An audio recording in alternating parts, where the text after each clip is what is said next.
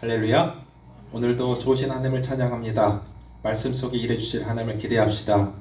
그 하나님께서 여러분 오늘도 말씀으로 치유하시고 회복하시는 놀라운 능력 때문에 하나님 주님 앞에 여러분의 모든 삶이 말씀으로 깨어지고 정말 회복되어서 주님을 더욱더 영화롭게 할 수 있는 믿음의 사람들 다 되실 수 있기를 우리 주님의 이름으로 간절히 축원합니다. 한번 따라하실까요? 길을 만드는 사람. 자, 여러분, 우리가 길을 생각할 때 원하는 곳으로 데려주는 기능을 하죠. 요즘 참 길을 참 많이 잘 내가지고 우리는 대한민국 곳곳에 원하는 곳에 어디든 갈 수 있습니다. 또 길을 몰라도 요즘은 내비게이션이 우리를 잘 인도해서 우리는 대한민국 어디든지 주소만 있으면 다 찾아갈 수 있잖아요. 얼마나 좋은지 몰라요. 제가 어렸을 적만 해도요, 비포장도로가 참 많아가지고 차들이 지나가면 먼지가 얼마나 났는지 그런 도로 여러분 많이 겪으셨을 거예요. 그런데 요즘은 시골 대한민국 곳곳에 시골 동네에도 아스팔트가 안 깔린 도로가 없을 정도로 참 길을 잘 만들어 놨어요. 제가 어제 청주에 나가는 일이 있었는데 그 청주 갈 때 또 다른 길을 한번 가봤는데 그쪽도 너무나도 길이 잘 뚫렸어요. 야, 정말로 대한민국은 길을 잘 만든다. 이런 말을 또 제 아내에게 한 적이 있는데, 여러분 그렇습니다. 길을 만드는 것은 우리 국가 발전뿐 아니라 우리 일상생활에도 굉장히 큰 유익을 주는 것이죠. 자, 그러나 길이 우리가 생각하는 그 도로만 있는 것은 아닙니다.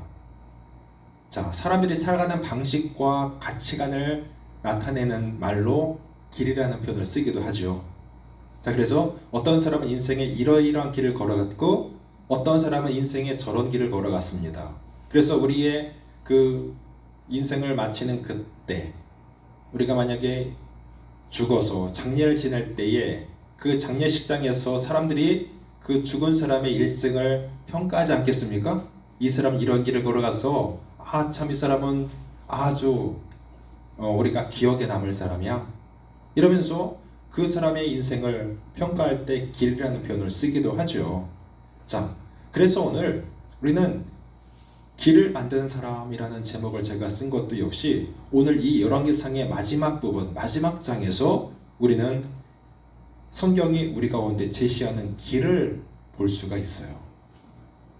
자, 그 길을 한번 조명하면서 우리 열왕기상을 닫는 그런 은혜를 좀 누리도록 할 텐데요. 자, 먼저 여호사밧의 길이 있습니다. 여호사밧이라는 사람이 갔던 길을 성경은 지금 조명하고 있어요. 여호사밧은 이스라엘의 역대 왕들 중에서 몇 안 되었던 훌륭한 왕 중에 하나입니다. 믿음의 왕이었던 여호사밧.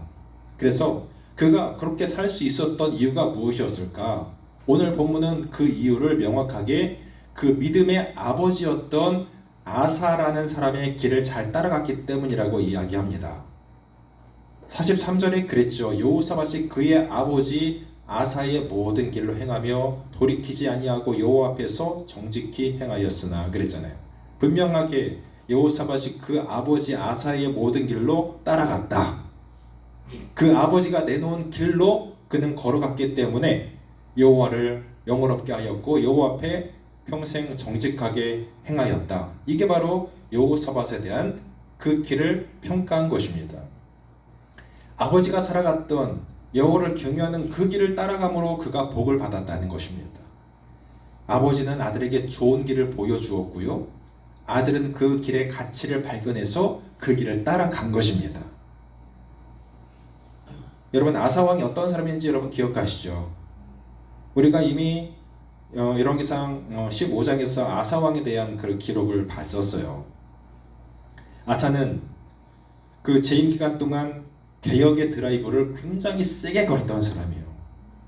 그의 행위는 성전을 더럽혔던 그 모든 자들을 예수님이 그 성전에서 장사하는 모든 사람들을 가서 그 장사하는 상을 다 둘러엎으시고 그 성전을 깨끗하게 하셨던 예수님이 그렇게도 화를 내시면서 하나님의 성전을 더럽히는 자들을 다 내쫓았던 그런 어떤 모습이 연상되기도 할 정도로 이 아사는 하나님 앞에 더럽고 그 가증스러운 모든 것들을 다 철폐하고 그 종교 개혁을 일으켰던 대표적인 사람이 바로 아사 왕이었습니다. 그의 행위는 하나님 앞에서 정직한 다윗과도 같았어요. 하나님이 그렇게도 사랑하셨던 그 이스라엘 모든 역대 왕들의 그 지표로 삼았던 이 다윗 왕과 같이 아사도 참 하나님 앞에 정직한 믿음의 왕이었습니다. 그래서 아사 왕은 사람의 눈치를 보지 않고 하나님을 두려워했고 하나님을 경외하는 사람으로서 하나님 보시기에 가증한 것들을 나라에서 다 추방했어요. 아사는 이 믿음을 실천하는 일에 적극적으로 그가 가진 왕의 권력을 사용했습니다. 그 단적인 예로 여러분, 제가 여러분과 나누었던 이야기가 기억나십니까? 그의 할머니였던 태우 마아가라는 그 태우가 있었는데 그 마아가가 우상을 만들었거든요. 그래서 아세라상을 만들어서 그 아세라상을 섬기는 일을 행했던 그 할머니 마아가라는 그 할머니를 그 태우의 자리에서 패해버렸습니다. 아사가 할머니의 그 자리에서 끌어내린 거예요. 할머니는 그 자리에 있을 수 없어요. 왜? 당신은 하나님을 버리고 그 아세라 우상을 섬겼기 때문에 당신은 그 자리에 있을 수 없다라고 할머니를 끌어내린 사람이 바로 아사입니다. 대단한 사람이죠. 하나님의 가장 싫어하시는 우상을 철폐하고, 그래서 할머니조차도 그 예외로 두지 않을 정도로 그의 개혁은 강력했습니다. 그러니 하나님이 얼마나 기뻐하셨겠어요. 그 땅에 타락의 극치를 이루었던 남색하는 자들, 성전에서 이렇게 서로 남자와 남자, 여자와 여자가 이렇게 성적인 어떤 그런 교제를 통해서, 교합을 통하여서 그 우상을 섬겼던 그런 남색하는 자들, 이 자들을 다 그냥 내쫓아 버렸어요. 죽이고 내쫓아 버리고, 일평생 하나님 앞에 온전한 마음을 가지고 살았던 이 아사 왕. 하나님 앞에 온전했다는 것은 기복 없이 한결같이 신실한 모습이었다는 것을 의미합니다. 여러분, 그리스도의 영성은요, 어찌 보면 꾸준함에서 나오는 것 같습니다. 한 번만 잘하고 마는 게 아니라 내가 어떤 한 해 동안, 또 한 달 동안, 일주일 동안, 하루 동안이 아니라 하나님 앞에서 날마다 지속적으로 꾸준하게 우리의 신앙을 세워가는 일, 이게 바로 우리 가운데, 이 영성은 바로 거기에서 나오는 것 같아요. 꾸준함에 대해서. 어떤 때는 이렇고 어떤 때는 저런 것이 아니에요. 하나님 앞에 늘 변함없는 모습으로 서 있는 믿음의 사람, 하나님은 그런 사람을 기뻐하실 줄 믿습니다. 아사 왕은 바로 그렇게 하나님 앞에 줏대를 세우고, 믿음의 줏대를 세우고 하나님 앞에 나갔던 사람이에요. 자, 그런데 그렇게 좋은 믿음의 길을 걸어갔던 이 아사, 그 아들이 바로 누구예요? 여호사밧이었어요. 그러니까 아버지가 뚫어놓은 믿음의 길을, 그 길을, 가치를 깨닫고 지금 여호사밧이 아버지를 따라간 거예요. 아버지의 길을.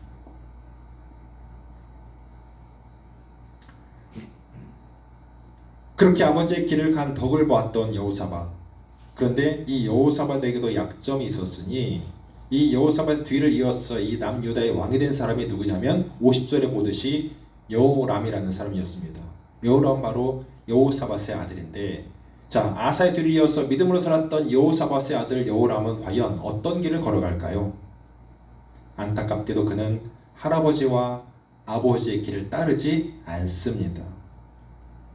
오히려 북이스라엘의 가장 악한 왕으로 일컬어지는 아합의 길을 따라가고 있어요. 매우 안타까운 일이죠. 성공한 아버지, 할아버지의 길이 아닌 실패한 가장 악한 왕, 하나님의 가장 가증스럽게 계시는 그 길을 지금 여호람은 걸어갔다는 거예요. 그런데 여러분, 원인 없는 결과가 없지요. 아버지가 아들을 이렇게 만든 어떤 원인 제공을 했어요. 장가를 잘못 보냈거든요. 우리 지난주에 생각나셔요? 여호사밧의 아들 여호람의 아내가 바로 누구냐면 이스라엘 역사상 가장 악한 왕이었던 아합의 딸 아달랴라는 딸이 있었는데, 그 아합의 아달랴라는 딸과 이 지금 여호람이 결혼을 한 겁니다. 그러니까 두 가정이 사돈지간이에요. 사돈지간. 여호사밧과 이 아합은 사돈지간이었기 때문에 교류를 한 거죠. 그런데 그렇기 때문에 열왕기하 말씀 한번 띄워주실래요? 열왕기하 8장 17절 한번 읽어봅시다. 시작. 여호람이 왕이 될 때에 나이가 32세라 예루살렘에서 8년 동안 통치하니라. 그가 이스라엘 왕들의 길을 가서 아합의 집과 같이 하였으니 이는 아합의 딸이 그의 아내가 되었음이라. 여기 분명하게 나오죠. 여호사밧과 아합의 사돈관계를 맺은 것이 바로 그들 가운데 올무가 되었습니다. 믿음의 왕 여호사밧이 아합과 사돈관계를 맺음으로 인해서 그 아들 여호람은 가지 않아야 될 길을, 그 위험한 길을 걸어가게 되는 거예요. 물론 아들이 그런 환경에서도 믿음의 줏대를 지키고 적극적으로 그 아버지가 걸어갔던 믿음의 길을 걸어갈 수도 있었을 겁니다. 그렇죠. 자기의 어떤 믿음만 확고하다면. 그래서 그 책임도 분명히 중하지만 그런 길을 걸어갈 수 있는 길을 제공했던 아버지의 책임도 분명히 없다고 말 못할 것 같아요. 이것 때문에 후에 다윗의 가문의 위기로 연결되기도 하는 것입니다. 자, 어쨌든 지금 이 가정은 분명히 믿음의 길을 걸어갔던 어떤 그런 믿음의 길이 열려있는 가정의 모습을 보았습니다. 그런데 반대로 아합의 길이 있어요. 오늘 본문에 아합의 조상들은 모두 하나님을 섬기지 않았던 패역한 길을 만들어 왔습니다. 여러분, 북이스라엘 첫 번째 왕이었던 사람이 누구죠? 여로보암이죠. 이 여로보암 때부터 하나님을 떠났어요. 그래서 하나님을 떠난 악한 길을 여로보암 왕이 택하자마자 그 이어지는 왕들마다 전부 다 하나님을 떠나는 거예요. 첫 단추를 잘못 끼니까 이 북이스라엘 여로보암이 첫 단추를 잘못 끼자마자 그 후손들이 계속해서 그 잘못된 길, 여호와를 떠난 길, 여호와를 마음을 아프게 하는 길, 하나님이 가장 가증스럽게 여기시는 길을 그들은 따라 걸어가는 겁니다. 그것도 아합의 뒤를 이은 이 아들이 바로 아하시아였는데 그 아버지 아합과 어머니 이세벨이 간 악한 길을 동일하게 따라가므로 지금 하나님을 노하게 만들었습니다. 51절부터 보시면 유다의 여호사밧 왕 17년에 아합의 아들 아하시아가 사마리아에서 이스라엘 왕이 되어서 2년 동안 이스라엘 다스렸다. 그가 여호와 앞에서 악을 행하여 그의 아버지의 길과 아합을 가리키죠. 그의 어머니 이세벨 길과 이스라엘의 범죄하게 한 느바스의 아들 여로보암의 길을 여로보암 초대 왕이죠. 여로보암의 길을 행하며 바알을 섬겨 그에게 예배하며 이스라엘 하나님 여호와를 노하시게 하기를 그의 아버지의 온갖 행위같이 하였더라. 이게 바로 이 열왕기의 상을 닫는 말씀에 지금 그대로 우리 가운데 보여주는 그 악한 길입니다. 부모가 만든 악한 길을 그 아들 아하시아가 걸어간 것입니다. 여러분, 우리가 오늘 이 본문 말씀에 두 길이 있어요. 분명하게 다윗이 뚫어놓았던 그 길을 아사가 걸어가죠. 그 뒤에 여호사밧이 걸어갑니다. 그런데 여로보암이 뚫어놓았던 그 악한 길을 계속해서 그 후손들이 걸어갑니다. 따라갑니다. 그러면서 아합이 그 선대 왕들보다도 훨씬 더 악하게 여호와를 떠납니다. 그 아합의 밑에서 또 이런 아들이 태어나는 거예요. 그래서 계속해서 그 악한 길을 따라가다가 결국 북이스라엘은 이제는 하나님의 심판을 피할 길이 없는 그런 꼴이 되고 마는 것이죠. 여러분, 인생을 살아가는 우리도 분명히 길을 만들어가는 사람들이죠. 우리는 과연 어떤 길을 만들어가고 있습니까? 여러분, 과연 어떤 길을 만들어가고 계세요? 우리도 누군가의 영향을 받아서 길을 따라가기도 하고 만들기도 할 것입니다. 그렇습니다. 내 앞에 내가 어떤 사람을 따라가기도 할 것이고 또 내가 만든 길을 누군가 따라오기도 할 겁니다. 그러므로 우리는 잘 선택해서 좋은 길을 가야 될 뿐만 아니라 내가 간 길 누군가가 따라와도 될 만한 그런 좋은 길을 만들어 가야 되지 않을까요? 특히 우리 자녀들에게 우리는 좋은 길을 만들어줘야 됩니다. 여러분, 길은 사는 방법이라고 그랬고 가치관이고 신앙이라고 그랬어요. 여러분, 대한민국이 지금 고도로 선진화되어 가면서 많은 부작용이 생겼습니다. 그 중에서 최근 가장 심화되는 부작용을 꼽으라면 바로 가정의 붕괴 같아요. 가정들이 참 많이 깨어지고 있습니다. 이 대한민국의 위기예요. 가진 자와 그렇지 못한 자의 그 괴리가 커지면서 이 요즘 젊은 세대들은 기성세대와는 다른 고민들을 하며 살아갑니다. 그래서 그 청년의 때부터 이제 이 빈익빈 부익부 이걸 너무나 극심하게 느끼는 거예요. 아버지를 부모를 잘 만난 그 청년들은요, 그냥 젊었을 때부터 호의호식하면서 뚫린 길을 걸어가고 그냥 평범한 정말 별로 이렇게 지원할 수 없는 그런 가정에 태어난 자녀들은 처음부터 흙수저가 되어가지고 인생 끝나는 그날까지 그냥 그렇게 살다가 갈 수밖에 없다는 그런 푸념어린 고민들. 그래서 여러분 취업의 전쟁부터 시작해서 결혼에 대한 고민, 그리고 자리를 잡고 결혼해야 된다는 그런 생각들 때문에 결혼의 시기들도 많이 늦어졌어요. 요즘 뭐 여자들도 30 넘어가는 것은 비일비재합니다. 옛날 같지 않아요. 결혼의 어떤 그런 시기도 많이 늦어졌고요. 그래서 그렇게 어렵게 결혼을 한다 하여도 어떻습니까? 이제 내 집 마련이나 또 어떤 자녀 양육의 어떤 부담 때문에 아이들을 낳으려고 하지 않습니다. 우리나라가 세계에서도 독보적으로 출산율 최저 출산율 1위예요. 우리나라는 미래가 없다라고. 이미 미래학자들은 우리나라를 가리켜서 이제 망하는 길로 접어든 나라가 바로 대한민국이다. 왜? 출산율이 적기 때문에, 아이들을 낳으려고 하지 않기 때문에 그냥 인구 구조가 역피라미드의 구조가 되어버렸어요. 노인 인구는 굉장히 많아지고 밑에서 부양할 아이들이 없기 때문에 우리나라는 그냥 두어도 이게 흔들릴 수밖에 없는 구조로 가고 있다. 그래서 정부가요, 얼마나 많은 예산을 여기에 쏟는지 모릅니다. 청년들을 이렇게 돕기 위해서, 신혼부부들을 돕기 위해서 그들에게 지원을 많이 돈을 엄청나게 쏟아부어도 이 출산율이 해결되지 않고 있어요. 어떤 정부도 이것을 지금 해결할 수 없어요. 그만큼 이 젊은이들이 느끼는 이 세대의 어떤 그런 괴리가 너무나도 큽니다.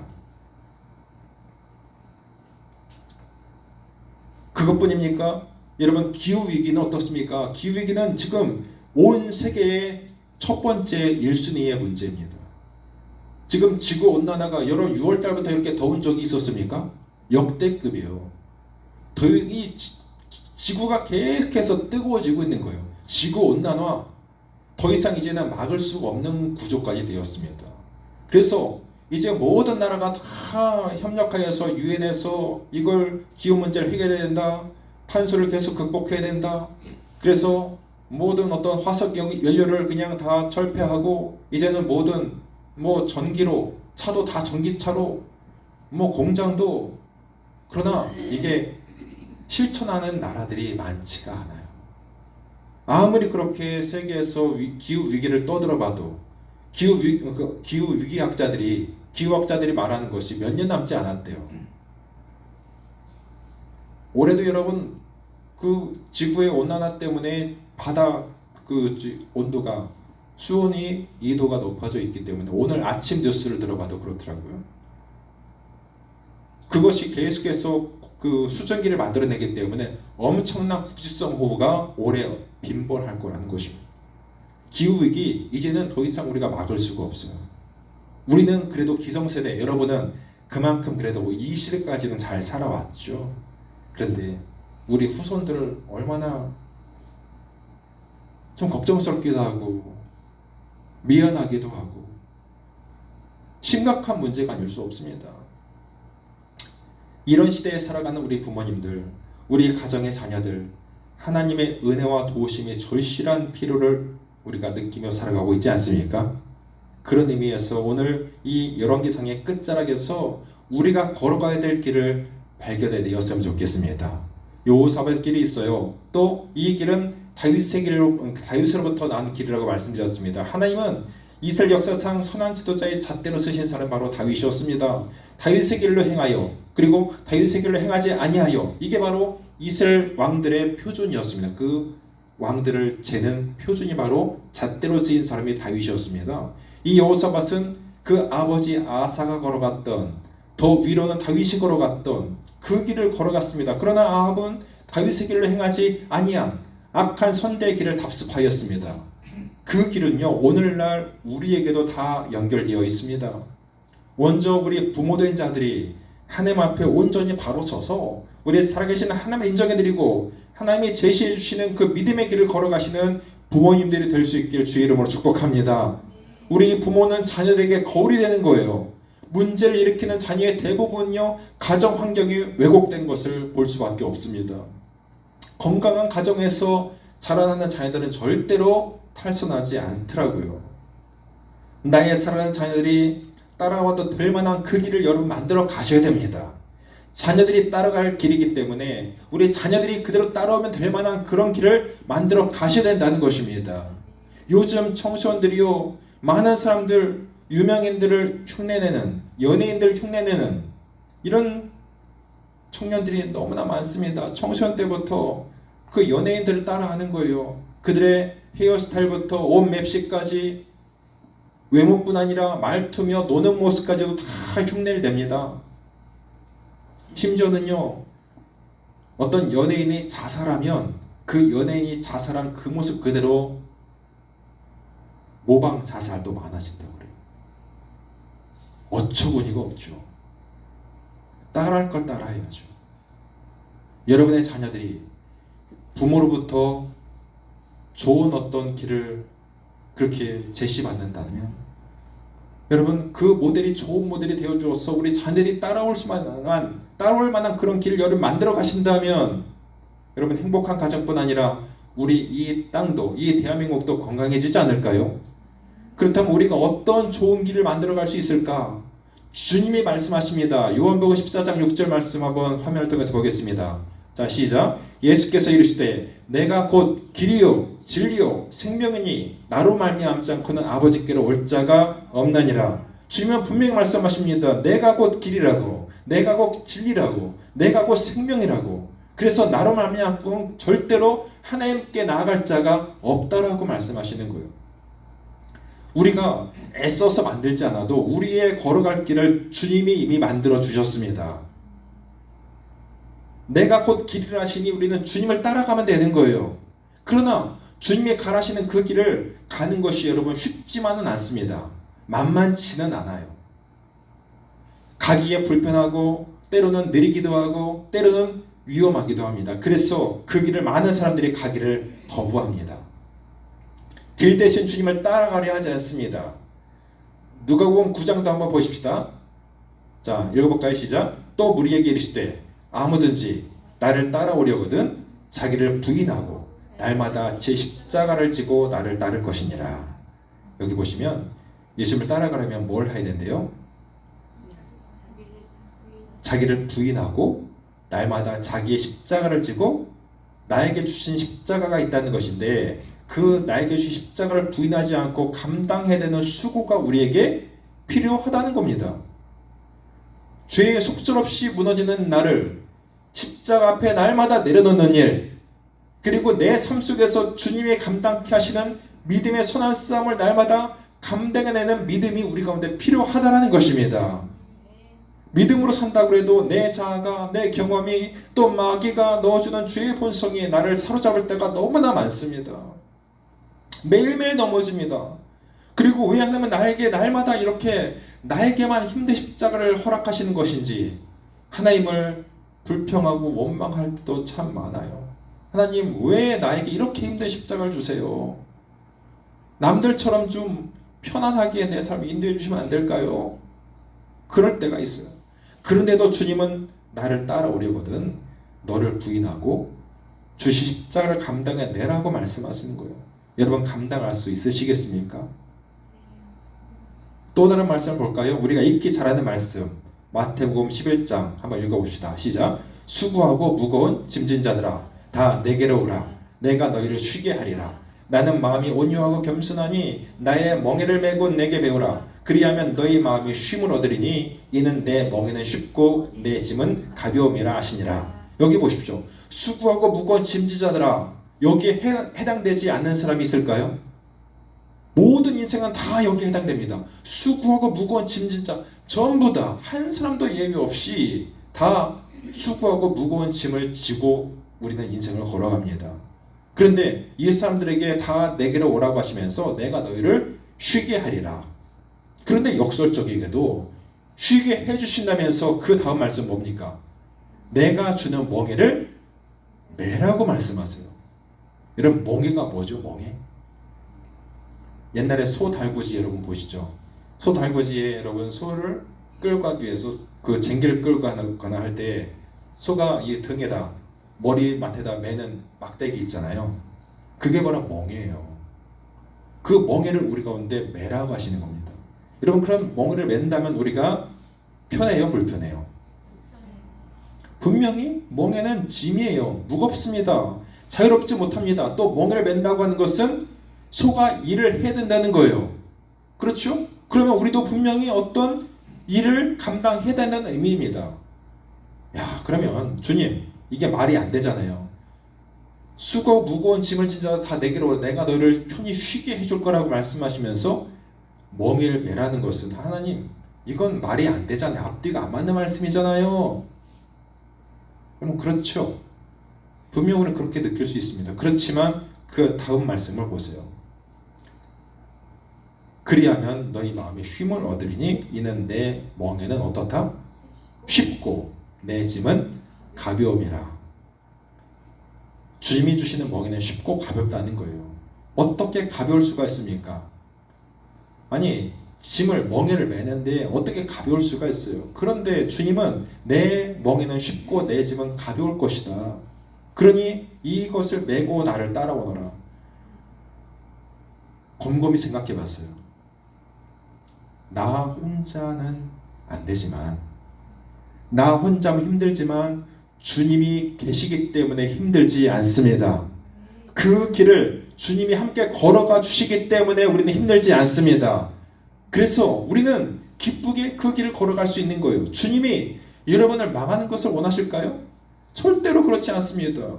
어떻게 해서든 주님을 의지하는 자를 그분의 손으로 붙들어 주실 것입니다. 여러분, 찬송가 430장 말씀, 찬송가 43장 그 찬송에 주와 같이 길 가는 것, 주와 같이 길 가는 것 즐거운 일 아닌가. 우리 주님 걸어가신 발자취를 밟겠네.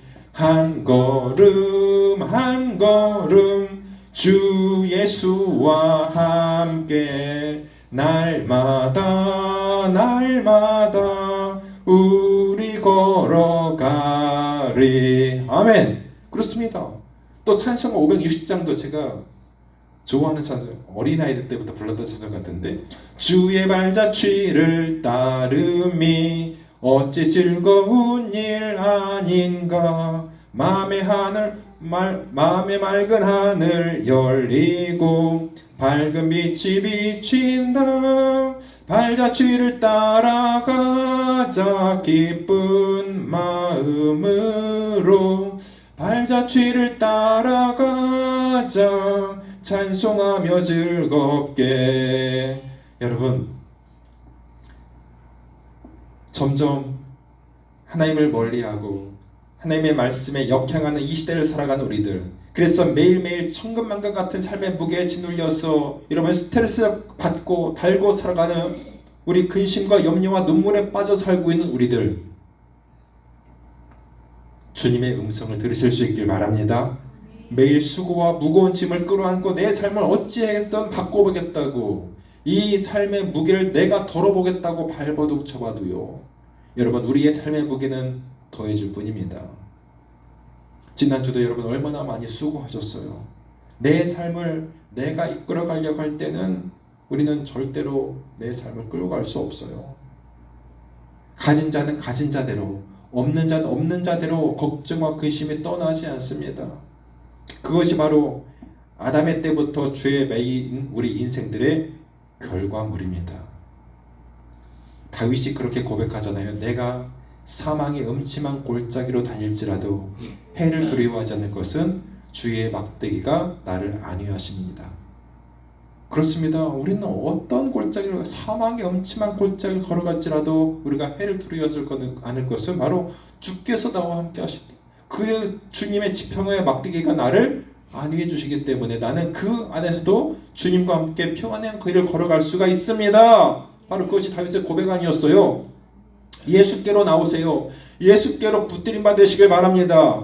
예수께 새롭고 산 길이 있습니다. 내가 곧 길이요 진리요 생명이 나로 말미암지 않은 건 아버지께로 너희가 갈 수 없다. 하나님의 법칙이요. 이 길밖에 없습니다. 우리에게 구원의 길은 오직 예수의 이름으로만 열려있음을 믿으시기 바랍니다. 우리는 하나님께서 나를 하나님의 자녀로 먼저 불러주신 목적대로 살아야 됩니다. 내가 예수와 함께 구원의 길, 생명의 길로 걸어가면서 예수께로 가는 길을 날마다 우리는 닦을 수 있어야 되는 것입니다. 그래서 우리 자녀들이 내가 걸어간 믿음의 길을 따라 걸을 수 있게 도와줘야 되는 것입니다. 나의 형제들이, 나의 친구들이, 나의 이웃들이 그 예수의 길을 걸어갈 수 있도록 우리는 길을 매일매일 만들고, 그래서 그들을 격려하고 우리를 따라올 수 있도록 그들 가운데 영적인 도움을 줘야 되는 것입니다. 저도 감사하게 우리 부모님이 믿음의 길을 내어주셨기 때문에 여기까지 온 것 같아요.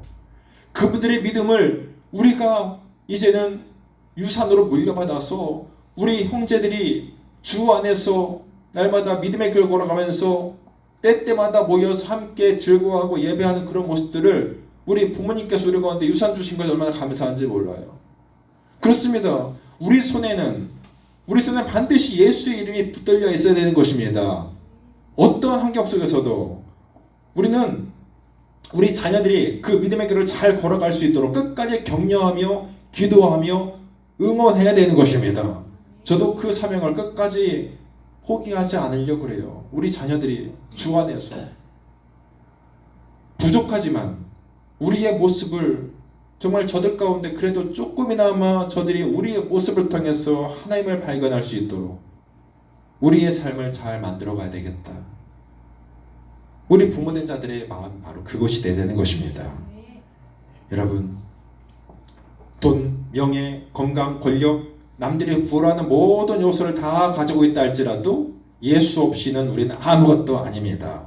이 땅에서 삶은 잠깐 있어다 없어지는 안개와도 같다고 말씀하셨습니다. 우리는 이 땅에 하나님의 원래 우리의 본향은 바로 하나님의 나라인데 이 땅에 우리는 잠시 나그네처럼 소풍 온 거예요. 그래서 우리는 잠시 이 땅에 하나님의 머물다가 부르실 때 우리는 본향으로 가는 거예요. 천년 만년 이 영원하게 이 땅에 살 것처럼 여러분 하나님을 떠나서 잘 살 수 있더라고. 당장에 하나님의 심판이 없기 때문에 하나님의 심판이 어디 있냐고 떵떵거리고 살아가는 인생들 분명히 땅을 치며 후회할 날이 오게 될 것입니다. 여러분, 여러분에게 예수의 이름을 부어주신 그 은혜에 감사하며 살길 바랍니다. 예수의 이름이 끝까지 우리 손에 붙들려 있어야 돼요. 그래서 이 땅에서의 마무리하는 그 시간에 우리의 손에 예수의 이름이 붙들려 있어야만 돈, 황금을 들고 주님 앞에 가는 것이 아니잖아요. 우리는 예수의 이름을 붙들고 있어야만 예수님의 이름으로만 우리는 하나님의 나라를 열 수 있기 때문에 그래서 예수의 이름은 충분합니다. 그분의 이름이 우리를 살게 합니다. 여러분, 작은 교회를 섬기는 것이 여러분에게 부담이거나 올무가 되지 않길 바라요. 왜냐하면 모두 다 큰 교회를 선호하는 이 시대에 그냥 파묻혀서 그냥 우리가 신앙생활 하는 것 드러나지 않게 그냥 그저 그렇게 신앙생활 하는 것을 선호하는 이 시대 가운데 여러분, 하나님의 교회를 그래도 작은 교회를 살려보겠다고 여러분이 이 교회 가운데 구성원이 되어서 그루터기가 되어서 하나님의 나라를 위해서 지금 뛰어가는 그런 모습들을 하나님이 분명히 저는 자랑스러워하실 거라고 저는 믿습니다. 여러분, 마태복음 7장 말씀 한번 띄워주세요. 자, 읽어볼까요? 좁은 문으로 들어가라. 멸망으로 인도하는 문은 크고 그 길이 넓어 그리로 들어가는 자가 많고 생명으로 인도하는 문은 좁고 길이 협착하여 찾는 자가 적음이라. 여러분 잘 아시는 말씀이죠. 많은 사람들이 넓고 평안한 길을 걸어갈 때 그들이 걸어가는 길이 우리의 눈에 볼 때도 매력적으로 보일 수 있어요. 그래서 그 길을 가는 사람들이 참 많습니다. 그렇지만 주와 함께 걷는 길이 좁아 보여도 찾는 이가 적어 보여도 나는 죽어도 그 길을 가리라. 주와 함께 걷는 즐거움과 기쁨을 함께 우리가 누리며 걸어가야 되지 않을까요? 그래서 또 하나 찬송이 생각납니다. 어디든지 예수 나를 이끌면 어디든지 예수 함께 가려네. 예수 함께 아니 가면 나겁고 예수님과 함께 가면 겁없네. 어디를 가든지 겁낼 것 없네. 어디든지 예수 함께 가려네. 할렐루야. 그렇습니다. 우리의 삶을 예수와 함께 간다면 그것처럼 우리에게 복이 어디 있을까요? 우리의 삶의 모습은 다 각자 다르지만 주를 바라보며 믿음의 길을 걸어가고 있는 공통 분모가 우리에게 다 있지 않습니까? 여러분 길을 잘 만드시기 바랍니다. 흔들리지 마시길 바랍니다. 여러분 쟁길 잡고 걸어가는 자는 그 쟁길 잡고 앞만 보고 걸어가야지, 그 쟁길 잡고서 옆을 보고 뒤를 보는 자는 그 밭을 똑바로 갈 수가 없는 거예요. 우리가 아합의 길을 만들어서 우리 후손들까지 망하는 길로 인도하는 어리석은 자가 될 수는 없잖아요. 사무엘도, 그 엄청난 선지자 사무엘도 이 부분에 실패했고, 여러분 또 엘리 제사장도 제사장이면서도 그 자녀들을 믿음으로 세우는데 실패하여서 얼마나 그 가문에 하나님의 심판이 임했습니까? 다윗도 실패한 아들들이 있었습니다. 방법은 하나예요. 바로 예수께 내 생명을 거는 겁니다. 사도행전 20장 말씀 한번 보십시다. 시작. 내가 달려갈 길과 주 예수께 받은 사명 곧 하나님의 은혜와 복음을 증언하는 일을 마치려 하면 나의 생명조차 조금 더 귀한 것을 여기지 아니하노라. 바울은요 자기의 생명을 말로만이 아닌 삶으로 예수께 다 드리는 삶을 살았습니다. 그렇게 분명한 길을 걸어갔던 사도 바울은 그 길을 다 달린 후에 이렇게 선언하지요. 마지막 디모데후서 4장 말씀 보시고 예배 마칩니다. 시작. 나는 선한 싸움을 싸우고 나의 달려갈 길을 마치고 믿음을 지켰으니 이제 후로는 나를 위하여 의의 면류관이 예비되었으므로 주 곧 의로우신 재판장이 그날에 내게 주실 것이며 내게만 아니라 주의 나타나심을 사모하는 모든 자에게노니라. 아멘. 사랑하는 여러분, 믿음의 선한 싸움을 잘 싸워가시기 바랍니다. 여러분을 위해서 하나님의 의의 면류관을 예비해 주실 것입니다. 주님을 인정해드리면 여러분이 마귀와 영적 전쟁에서 승리할 수 있는 힘을 공급해 주실 것입니다. 예수의 길, 십자가의 길, 보혈의 길을 주와 함께 잘 달려가는 여러분 되시길 바라고, 여러분이 남겨놓은 그 믿음의 발자취, 믿음의 길을 여러분의 후손과 이웃들이 잘 따라가 걸어가므로 낙오하지 않고 함께 하나님의 나라를 다 소유하는 은혜를 누리는 가정들 될 수 있기를 우리 주님의 이름으로 간절히 축원합니다. 기도하겠습니다.